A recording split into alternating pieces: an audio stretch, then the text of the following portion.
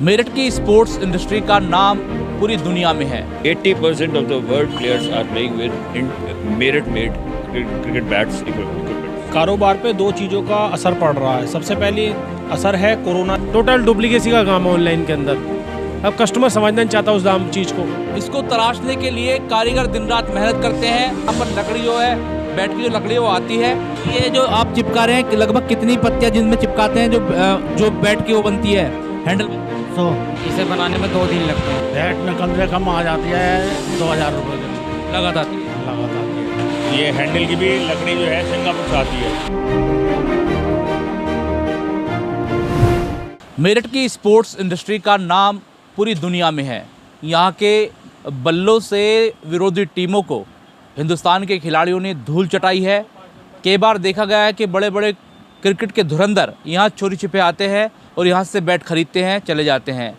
कई देशों से यहाँ के बैट्स की डिमांड भी होती है, लेकिन स्पोर्ट्स कारोबारी किस तरीके से आज ज़िंदगी अपनी जी रहे हैं, जीवन यापन कर रहे हैं, और कारोबार का क्या हाल है, और इस कारोबार से पहले की तुलना में अब क्या स्थिति इस कारोबार की है, उन तमाम चीज़ों पर हम बात करने के लिए पहुँचे हुए हैं मेरठ की सूरजकुंड मार्केट पर। यहाँ स्पोर्ट्स की मार्केट है और एशिया की फर्स्ट नंबर की मार्केट इसको माना जाता है। मेरे साथ कारोबारी हैं, इनसे सीधे तौर पर पूछ लेते हैं आखिर अब क्या स्थिति और पहले क्या हुआ करती थी। सर, स्पोर्ट्स पर न्यूज़ तो बहुत बनी, क्योंकि यहाँ बड़े बड़े धुरंधर आए, बैट खरीदे, चोरी छुपे चले गए। सचिन तेंदुलकर से लेकर के धोनी तक भी यहाँ आ चुके हैं। तो अब सर ये बताइए, इस स्पोर्ट्स जो आपका कारोबार है कितना वाइड है, कहाँ तक इसकी पहुँच है? स्पेशली क्रिकेट को आप नोट कीजिए। क्रिकेट में 80% of the world players are playing with in Merit-made cricket bats equipments.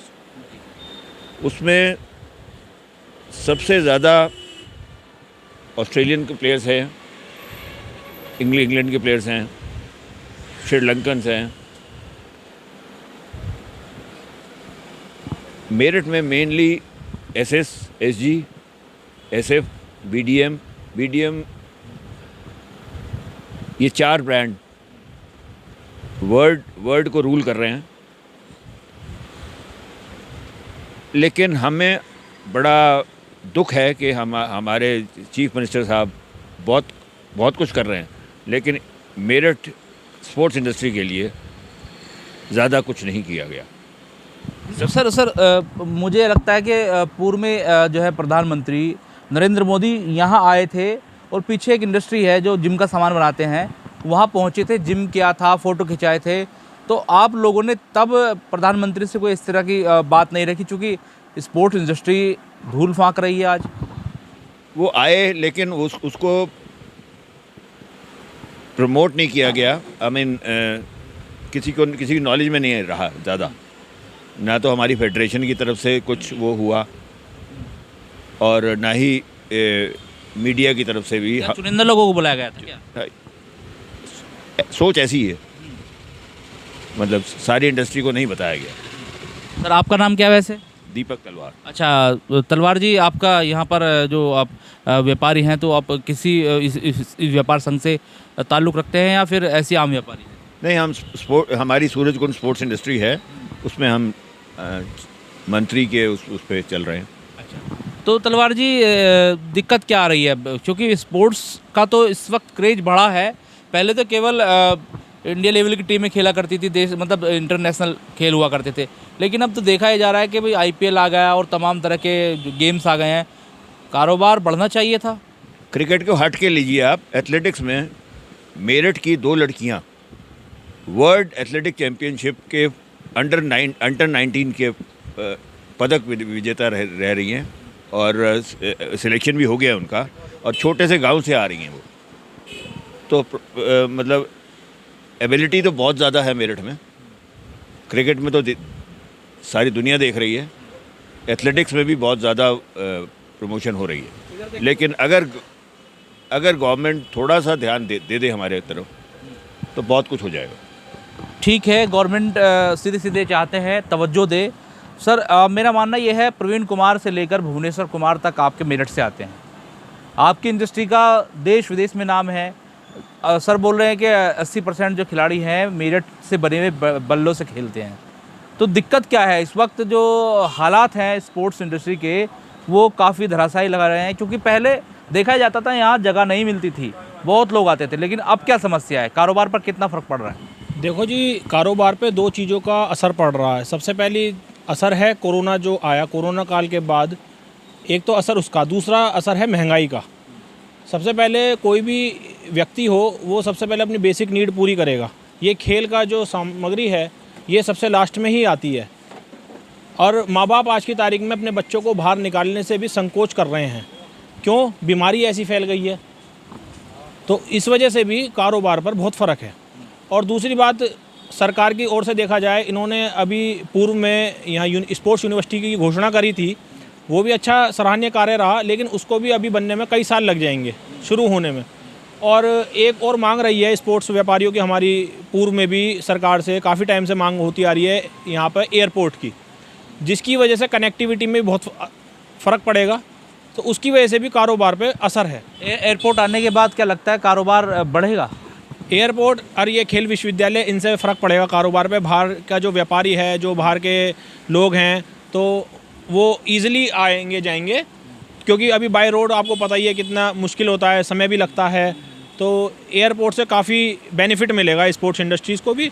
और दूसरा असर तो मैंने जैसा आपको बताया कोरोना वायरस का, तो बीमारी की वजह से भी जो है बच्चों को बाहर खेलने के लिए माँ बाप भेजने में थोड़ा संकोच कर रहे हैं, क्योंकि बीमारी ऐसी है, एक से दूसरे, दूसरे से तीसरे को लगती है ये बीमारी। सर, आपने मुझे बताया कि आप एसएस के जो है डिस्ट्रीब्यूटर हैं। सर, मैं एक छोटी सी चीज़ ये जानना चाहता हूँ, जब एसएस का बैट बनता है उसमें कितनी लागत लगती है, कितने का वो बिकता है और कितना उसमें बच जाता है? क्योंकि उसमें लेबर भी है, व्यापारी भी हैं, तमाम लोगों को उसमें मिलना होता है। तो अब पहले की तुलना में आप कितना, थोड़ा सा बता देंगे कि कितना डिफरेंस आ रहा है? बचत का तो कोई मतलब नहीं है, क्योंकि उस लेवल की फैक्ट्रीज़ के खर्चे बहुत ज़्यादा होते हैं। यू कैन नॉट कंपेयर कि हम जो लोकल लेवल पे बना रहे हैं और उनके लेवल पे बहुत ज़्यादा खर्चों में डिफरेंस है। कुछ तो जो प्लेयर, इंटरनेशनल प्लेयर्स को वो खिला रहे हैं, उनको हर साल कुछ ना कुछ देना पड़ता है, तो वो कहाँ से आएगा? वो हमारे ही बैट से निकलेगा।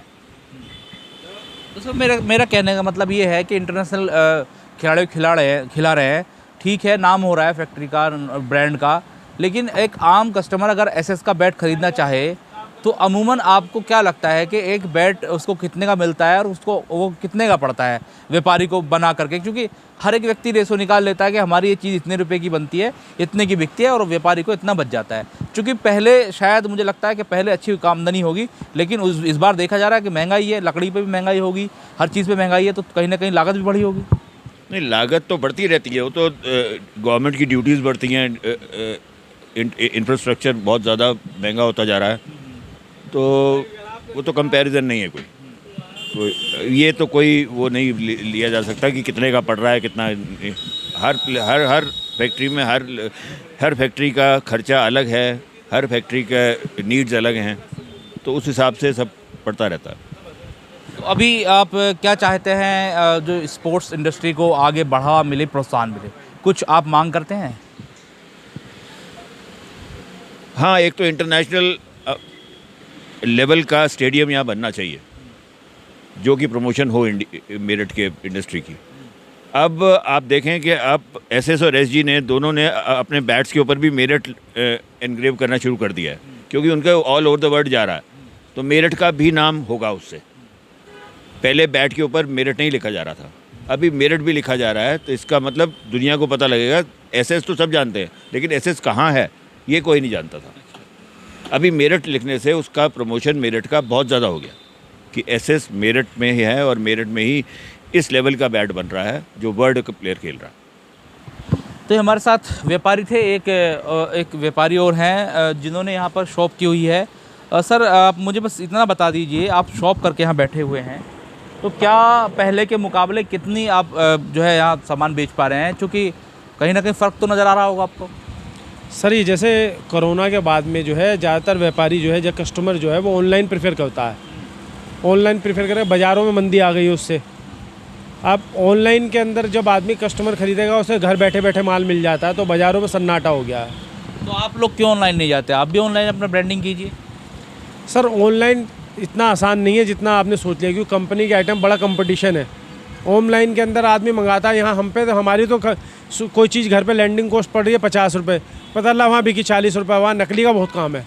आप देख रहे होंगे आए दिन छापे पड़ रहे हैं, कभी एसजी ने छापा मार दिया, कभी एसएस ने, कभी योनेक्स ने, टोटल डुप्लीकेसी का काम है ऑनलाइन के अंदर। अब कस्टमर समझना नहीं चाहता उस दाम चीज़ को। अभी 2 दिन पहले भी एक छापा डला है, रेगुलर छापे डल रहे हैं। ये सारा काम ऑनलाइन का ही है, नकली का। इससे कैसे बचा जाए? क्योंकि मैंने देखा कि तमाम जगह, चाहे स्पोर्ट्स में कपड़ों की बात कर ली जाए या फिर जो यहाँ पर बैट्स हैं और तमाम चीज़ें हैं उनकी बात, वो तो बनते हैं, उनसे कैसे बचा जाएगा? ऐसे तो व्यापारी ख़त्म हो जाएंगे। बनाने से कोई दिक्कत नहीं है। अब जैसे ब्रांडेड आइटम है, जैसे भाई साहब आप भी बात करें, पैसे से SG की है, अभी ये कोई चीज़ बेच रहे हैं 5000 रुपये की, ऑनलाइन मिल रही है 4000 रुपये, नकली स्टिकर लगाया बल्ले पे दे दिया, ये कैसे दे सकते हैं? जब कंपनी से ही उस रेट पे नहीं आ रहा और न कस्टमर को इतनी समझ होती नहीं क्या चीज़ है, उन्होंने मंगा लिया स्टिकर देख करके और वो चीज़ चलती नहीं, खेलेगी तो उतना ना, जब वो चीज़ असली है ही नहीं तो। अच्छा, ये भी फैक्टर है, ये फैक्टर है। गवर्नमेंट के उसके ऊपर कुछ ना कुछ सख्त से सख्त जो कार्रवाई करनी चाहिए जो नकली का काम कर रहे हैं। इसको तराशने के लिए कारीगर दिन रात मेहनत करते हैं, और कारीगर किस तरीके से मेहनत करते हैं, कैसे एक बैट तैयार होता है जो विदेशों में मेरठ की धूम मचाता है। आज हम आपको इस स्टोरी में ये दिखाने जा रहे हैं आखिर बैट किस तरीके से तैयार होते हैं। यहाँ पर लकड़ी जो है, बैट की जो लकड़ी है वो आती है और यही धीरे धीरे तराशते तराशते बैट बनता है। ये ज़रा देखिएगा, एक हैंडल को लचीला करने के लिए, जिससे कि बैट बॉल से टकराने के बाद बॉल को काफ़ी दूर तक भगाता है, जिसमें कह सकते हैं शॉट्स होता है इसके अंदर। वो जो हैंडल है वो इस तरीके से तैयार होता है। तो ये जो आप चिपका रहे हैं, लगभग कितनी पत्तियां जिनमें चिपकाते हैं जो बैट की वो बनती है, हैंडल बनता है? 100। लगभग 100। इस मशीन पर ये भी आरा मशीन है, ये देखिए किस तरीके से यहाँ काटा जा रहा है। और यहाँ बैट जो है, बैट लगभग बनने के बाद उसकी फिनिशिंग की जाती है। एक बार कहूँगा कैमरा से दिखाए, ये बैट जो है फिनिशिंग किया जा रहा है। और ये इस तरीके से जो बैट है वो फिनिश होता है। इसमें जो हैंडल लगाया गया है, ये वो हैंडल है जिसको ये बना रहे थे, और ये हैंडल लचीला हो जाता है। ये एक ब्रांड के बैट हैं, बाद में इसके ऊपर स्टिकर लगाए जाएंगे, इसको फिनिश किया जाएगा और यही बैट मार्केट में जाने के बाद हज़ारों रुपये का बिकेगा। मेरे साथ कारीगर है, क्या नाम है आपका? विकास, कहाँ से हैं आप? मंगल पांडे नगर, जसराम। मेरठ से ही हैं। तो ये बताइए कब से काम करते हैं फैक्ट्री में? ये 2 साल से। तो ये बताइए, जब बैट तैयार करते हैं आप, आपको क्या पड़ता है? मतलब पूरे दिन के हिसाब से लेते हैं या महीने के हिसाब इसे बनाने में 2 दिन लगते हैं। से? एक बैट को बनाने में? हाँ जी, नहीं, हाँ जी, वही हैंडल लगाना पड़ता है 1 दिन पहले, फिर वो सूखता है, फिर उसके बाद में बल्ला बनता है। तो आप इस काम को कब से कर रहे हैं?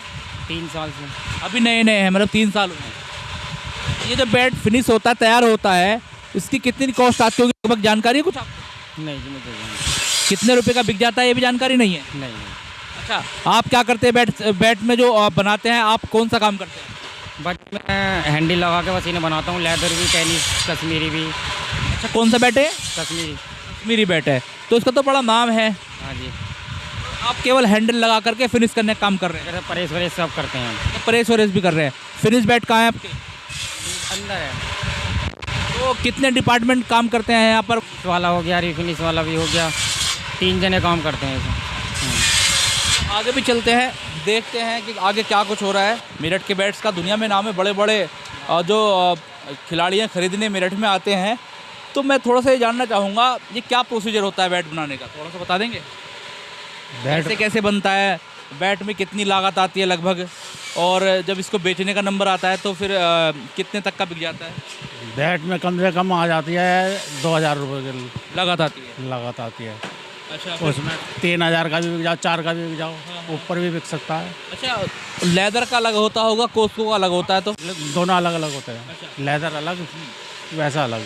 तो सर थोड़ा सा ये बैट का प्रोसीजर बताइए, क्योंकि सब जानना चाहते हैं कि मेरठ का बैट आखिर बनता कैसे है, ऐसा इतना नाम उसका क्यों है? ये बैट ऐसे बनता है, इसके अंदर 2 तरह की लकड़ी आती हैं, एक तो इंग्लिश विलो, एक कश्मीरी विलो। हम जो बनाते हैं वो कश्मीरी विलो में ज़्यादा बैट बनाते हैं। इंग्लिश विलो जो है वो इंग्लैंड से आती है, उसके यहाँ अपने डीलर है, तो वो हमें नहीं मिलती, हमें खाली कश्मीरी विलो मिलती है। तो वो हम लोग बनाते हैं, उसका प्रोसीजर आपको बता देता हूँ, आइए आप। ये बैट है, इसको जो है ये अभी सेमी फिनिश है, ये अभी फिनिश नहीं हुआ बैट जो है, ये कारीगर इसको बनाएगा। पहले इसके अंदर हैंडल फिट करेगा, जो हम अपना ही बनाते हैं। ये हैंडल की भी लकड़ी जो है सिंगापुर से आती है, सिंगापुर से? सिंगापुर से आती है। और एक लकड़ी यहाँ से अंडमान से आती है जो हिंदुस्तान में होती है, बैंत जो आती है। तो ये सब सिंगापुरी बैंत के हैंडल है। ये लड़का इसको पहले हैंडल लगाता है, उसके बाद जो है ये बैट बनाएगा। ये अभी फिनिश बैट है। ये बैट बनने के बाद जो है उधर तैयारी में जाएगा। आइए मैं तैयार हो सर, दिखाइएगा। ये आजकल नया वो चल रहा है ट्रेंड जो है, ये बैट टेनिस बैट कहलाता है। ये जो टेनिस की बॉल होती है उससे खेला है, ये लेदर से नहीं खेला जाता, ये टेनिस की बॉल से खेला जाता है। और ये बैट जो है जब से धोनी की पिक्चर आई थी, धोनी ने जब से इस बैट से खेला है तब से जो है इस बैट की डिमांड बहुत ज़्यादा हो गई है। धोनी की एक मूवी आई थी, उसके अंदर जो है वो टेनिस टूर्नामेंट खेलता है। तो ये प्रैक्टिस करने के लिए होता होगा? ये टेनिस बॉल से खेलने के लिए है। जो बड़े बड़े खिलाड़ी वो भी टेनिस से वो इससे नहीं खेलते हैं। ये तो खाली जो है टेनिस की बॉल से शौक खेला जाता है। जो बड़े बड़े खिलाड़ी खेलते हैं वो सब लेदर की बॉल से प्रैक्टिस करते हैं, लेदर से ही खेलते हैं। तो ये सर, ये जो आप बनाते हैं बता रहे कश्मीरी लकड़ी है, सिंगापुरी इसका हैंडल है, कश्मीरी विलो जो है ये लकड़ी है। तो आप क्या मानते हैं कितनी कॉस्ट एक बैट में आप क्या जाती है? ये बैट हमारा जो है 800 से शुरू है और 2000 रुपये तक का बैट। कॉस्ट कितनी आती है फिर आपकी? अगर आप इतने का बेच रहे हैं तो कॉस्ट कितनी आ रही है? इसका कॉस्ट तो ये हमारा कॉस्ट है, हाँ। बेचने को बिकेगा नहीं नहीं, ये बेचने का रेट है, कॉस्टिंग तो हमारा अच्छा अलग, अच्छा व्यापार का पार्ट है। तो सर ये बताइए, क्योंकि आपकी फैक्ट्री चल रही है, मैंने कई फैक्ट्रियों से मालिकों से बात की, उनकी फैक्ट्रियां तो बंद हैं, कह रहे हैं कि भाई थोड़ा महंगाई का भी इस बार महंगाई की भी थोड़ी सी मार है, क्या ये? तो ऐसा देखो, जब से ये जीएसटी बहुत ज़्यादा हो गया, जीएसटी लगाया तो 12% जीएसटी हो गया, तो 12% काफ़ी मतलब जो है उससे फैक्ट्री को फर्क पड़ा है। 12% काफ़ी होता है, तो उस वजह से भी थोड़ा हो गया। और एक जो है हर चीज़ बहुत महंगी हो गई है, बहुत ज़्यादा महंगी, चाहे उसके अंदर फेविकॉल है, चाहे लकड़ी है, चाहे केन है, कोई भी चीज़ है, हर चीज़ बहुत ज़्यादा महंगी हो गई है।